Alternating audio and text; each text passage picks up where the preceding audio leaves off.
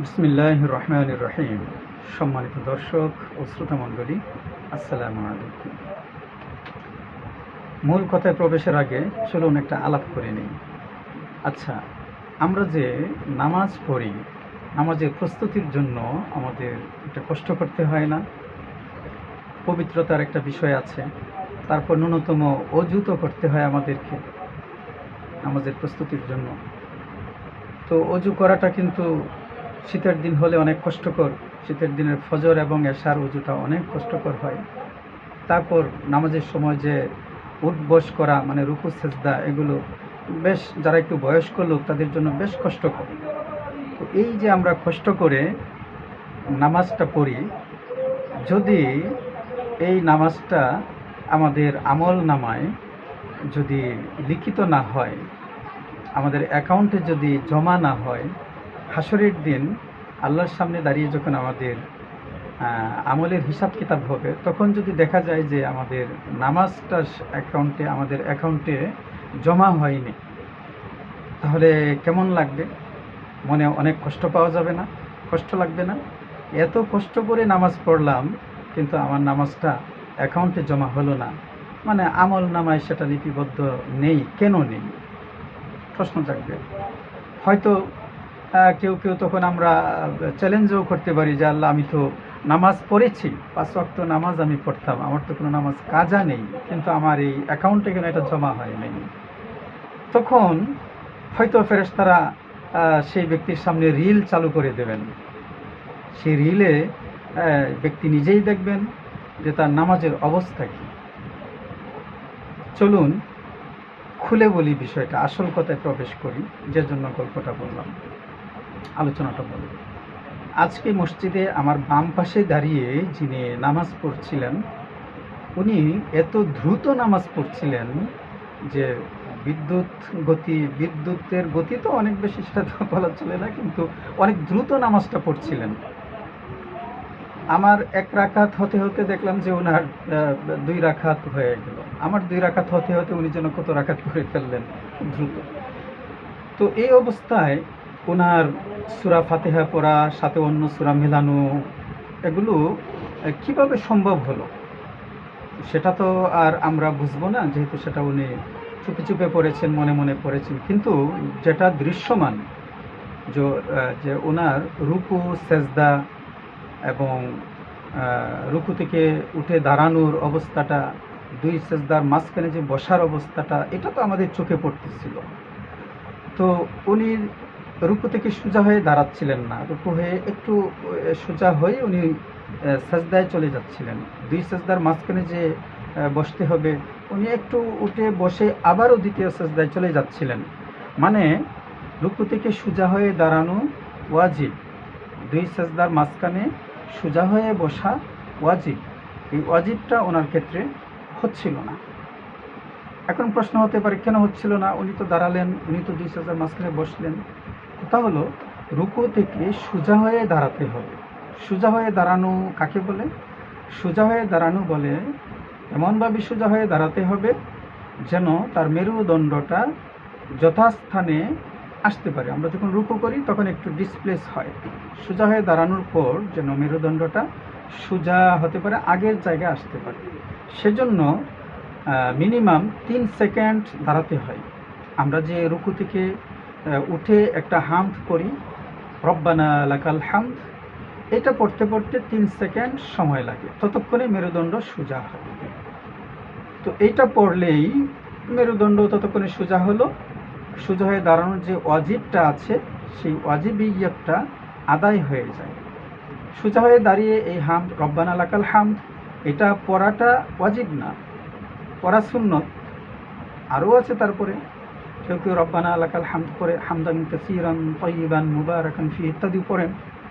কিন্তু প্রথম যেটা বললাম, রব্বানা লাকাল হামদ পড়তে পড়তে যতটুকু সময় লাগে 3 সেকেন্ড, ততক্ষণে মেরুদণ্ড সোজা হয়, বা সোজা হয়ে দাঁড়ানোর যে মিনিমাম 3 সেকেন্ড সময় দাঁড়াতে হয়, এটা হয়ে যায়। তো এই সুন্নতটা আদায় করা হলে ওয়াজিবটা এখানে প্রতিষ্ঠিত হয়ে যায়। আর যদি কেউ এই রব্বানা লাকাল হামদ বিদ্যুৎ গতিতে পড়েন এবং ততক্ষণে সোজা না হয়ে রুকুতে সেজদায় চলে যান, নামাজ হবে না। এমনিভাবে দুই সাজদার মাঝখানে সোজা হয়ে বসা ওয়াজিব। এখন কেউ সোজা হয়ে মনে করলেন যে আমি তো সোজা হয়ে বসছি, দোয়া পড়েছি, কিন্তু কিভাবে উনি দোয়া পড়লেন সেটা না, কিন্তু 3 সেকেন্ড সময় তার এই মাঝখানে, দুই সাজদার মাঝখানে যে সোজা হয়ে বসবেন 3 সেকেন্ড সময় তার এখানে স্টে করতে হবে, অবস্থান করতে হবে, ততক্ষণে তার শরীরটা সোজা হবে, তাহলে তার ওয়াজিবিয়াতটা আদায় হবে। যদি সেখানে সুন্নত দোয়া যেটা আছে, আল্লাহুম্মা গফিরলি ওয়ারহামনি ওয়ারযুকনি ওয়াহদিনি ওয়াআফিনি, যদি এটা পড়া হয় ততক্ষণে এটা সোজা হয়ে যায়। এখন এটা যদি খুব বিদ্যুৎ গতিতে পড়া হয় আর সোজা না হয় তাইলেও হবে না। আর যদি এটা কেউ নাও পড়ে কিন্তু 3 সেকেন্ড পরিমাণ সময় যদি উনি স্টে করেন, অবস্থান করেন, ততক্ষণে তার মেরুদণ্ড সোজা হবে, তাহলে তার ওয়াজিবিয়াত আদায় হবে, নামাজ হবে। কিন্তু যদি উনি সোজা হয়ে না বসেন, রুকু থেকে সোজা হয়ে না দাঁড়ান, তাহলে নামাজ হবে না। তো এই বিষয়গুলো আমরা একেবারেই খেয়াল করি না। দ্রুততার জন্য, ব্যস্ততার জন্য কোনো কাজ রেখে এসেছি, কাউকে দাঁড় করে রেখে এসেছি, দোকান খোলা রেখে এসেছি, অফিসে ফাইলটা ওপেন রেখে এসেছি, অফিসে কম্পিউটারে কাজ করতেছিলাম, সেই কাজটা একটা কাজ ফাইল বা ফোল্ডারটা আমি ওপেন রেখে এসেছি, এই কাজটা মাঝখানে রেখে এসেছি, আমার মাথা ওদিকে, এই জন্য খুব দ্রুত করলাম। কিন্তু দ্রুত করতে গেলেও আমাকে আমার ফরজ ওয়াজিব এগুলোর প্রতি খেয়াল রাখতে হবে। আর ফরজ ওয়াজিবটা তখনই পরিপূর্ণভাবে আদায় হয়ে যাবে যদি আমি সুন্নতটাকে কেয়ার করি। সুন্নতগুলোকে যদি কেয়ার করি তাহলে এমনিতেই ওয়াজিব এবং ফরজটা ঠিকঠাক মতো আদায় হয়ে যাবে। তো এই জন্য আমাদেরকে অবশ্যই রুকু থেকে সোজা হয়ে দাঁড়াতে হবে অন্তত 3 সেকেন্ড, তারপর সাজদা যেতে হবে, একটি সাজদা করে আরেকটি সাজদার আগে যে আমরা উঠে বসি সেটাও সোজা হয়ে বসতে হবে, মিনিমাম 3 সেকেন্ড সেখানে স্টে করতে হবে, তারপর আবার দ্বিতীয় সাজদা যেতে হবে। আরেকটি বিষয়, এটা বেশ কিছুদিন আগের বিষয়টা, আমার ডান বা বাম পাশে একজন মুসল্লি নামাজ পড়ছিলেন। তো উনি রুকু থেকে দাঁড়িয়ে উনি 3 সেকেন্ড না আরও বেশি সময় অবস্থান করছিলেন। সম্ভবত উনি রব্বানা লাকাল হামদের পরে ওই যে হামদান কাসিরান তাইয়িবান মুবারাকান ফি বা আরও দোয়া আছে সেগুলো হয়তো পড়ছিলেন, কিন্তু আমি খেয়াল করছিলাম যে ততক্ষণেই উনি খুজু হয়েছিলেন, মাথাটা তো একটু এভাবে নিচ ছিল, এমনকি বুকটাও এভাবে একটু খুজু হয়েছিল। তো এতে করে উনি 3 সেকেন্ড না অনেক সময় সেখানে দাঁড়িয়ে এভাবে পড়তেছিলেন। এটা শুধু কোনো একটি রাকাতে না, উনি আমার পাশে দাঁড়িয়ে বেশ কয়েক রাকাত নামাজ পড়েছিলেন এবং প্রত্যেকটি রাকাতেই ওনার এই অবস্থা ছিল। তো উনি 3 সেকেন্ডের বেশি সময়ও যদি সেখানে অবস্থান করেন আর সোজা হয়ে না দাঁড়ান, মানে মেরুদণ্ড যদি সোজা না হয়, তাহলে ওয়াজিব আদায় হবে না, আর তার কারণে নামাজটাও ফাসেদ হয়ে যাবে, নামাজ বাতিল হয়ে যাবে। তো এই বিষয়গুলো খেয়াল রাখতে হবে। সেদিনও ওনাকে আমি বলার সুযোগ পাই নাই, মানে আমার নামাজ যখন শেষ হচ্ছে তিনি তখন নামাজে রত, দেখা গেছে 2 রাকাত শেষ করে আবার দাঁড়িয়ে গিয়েছেন। এভাবে তার সাথে আমার সময়ের মিল পড়েনি, কথা বলা যায় না। আজকের যে মুসল্লি আমার বাম পাশে দাঁড়িয়ে নামাজ পড়লেন, উনিও আমি নামাজ শেষ করতে করতে উনি বেশ কয়েক রাকাত নামাজ পড়ে শেষ করে উনি মসজিদ থেকে বেরিয়ে চলে গেলেন। তো আমাদেরকে এই বিষয়গুলো খুব সিরিয়াসলি খেয়াল রাখতে হবে।